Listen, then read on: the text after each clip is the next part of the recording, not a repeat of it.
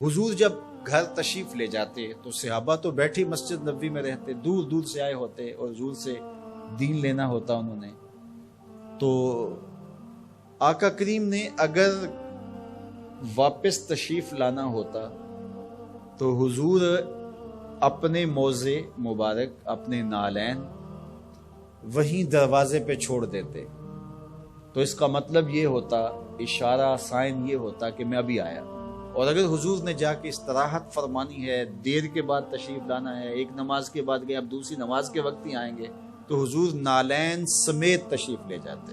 تو جب حضور کے جوڑے پڑے ہوئے تو صحابہ سمجھتے کہ وہ آنے والے ہیں، تو پھر ان کی نظریں دروازے پہ لگی رہتی. تو اچانک جب حضور آتے تو وہ یہ لفظ بولتے، خرجنا رسول اللہ. کبھی کہتے کہ حضور طلوع ہوئے، کبھی یہ بھی کہتے طالع علینا، ہمارے اوپر طلوع ہوئے. تو یہ مختلف روایات حدیث میں ملتے ہیں. تو یہ کیا کہتے ہیں سنو ذرا. حضرت ابو شریح الخزاعی رضی اللہ تعالی عنہ فرماتے ہیں، خرج علینا رسول اللہ صلی اللہ علیہ وسلم فقال، حضور تشریف لائے، ہمارے درمیان جلوہ فراز ہوئے. فقال، اور ارشاد فرمایا، الیسا تشہدون اللہ الہ الا اللہ وانی رسول اللہ، تم گواہی دیتے ہو کہ اللہ کے علاوہ کوئی معبود نہیں ہے اور میں اللہ کا رسول ہوں. قالوا بلا، سب نے کہا کیوں نہیں. یعنی مطلب کیا کہ میں جب اللہ کا رسول ہوں تو پھر جو کہہ رہا ہوں اس کو غور سے سنو. اب ذرا دیکھیے کہ حضور نے یہ کہہ کے ایسا ماحول پیدا کر کے کہا کیا. اب اس کہنے پہ قربان. حضور نے ارشاد فرمایا، یہ اللہ کی کتاب قرآن مجید، اس کا ایک سرا تمہارے ہاتھ میں ہے. یعنی یہ اللہ کی لٹکتی ہوئی رسی ہے قرآن مجید، اور لٹکتی جو رسی ہوتی ہے اس کے دو سرے ہوتے ہیں نا. تو کہا اس کا ایک سرا اللہ کے ہاتھ میں ہے اور دوسرا سرا تمہارے ہاتھ میں ہے. اللہ اکبر. فتمسکو، اس کو مضبوطی سے پکڑ لو. دیکھیے یہ لائٹ جل رہی ہے نا، اس کے اندر تار لگی ہوئی ہے.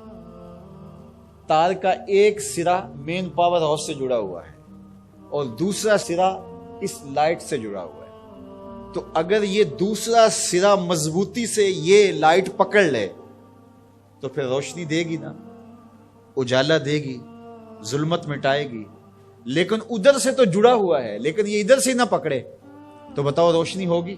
تو کہا کہ قرآن ایسی اللہ کی کتاب ہے، اللہ کی لٹکتی ہوئی رسی ہے، جس کا ایک سرا تمہارے رب کے دستے قدرت میں ہے، دوسرا سرا تمہارے ہاتھ میں ہے.